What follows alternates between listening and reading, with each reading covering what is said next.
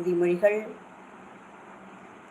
ஷீரடிக்கு வருபவர்களின் ஆபத்துக்கள் விரட்டப்படும்.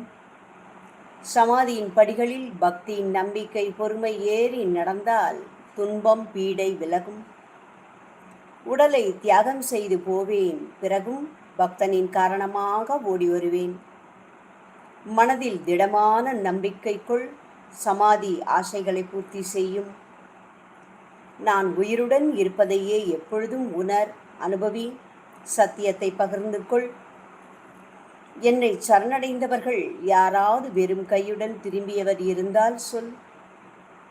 மனிதர்களின் மனதில் பாவனை எப்படியோ அதே உருவத்தில் நான் காட்சி தருவேன். உன் சுமைகள் என்னுடையவை, என் வார்த்தைகள் பொய்யாகாது. வந்து உதவி பெற்றுக்கொள், கேட்டது கிடைப்பது வெகு தொலைவில் இல்லை. மனம், வாக்கு, உடலால் என்னை சரணடைபவர்களிடம் நான் எப்பொழுதும் இருக்கிறேன்.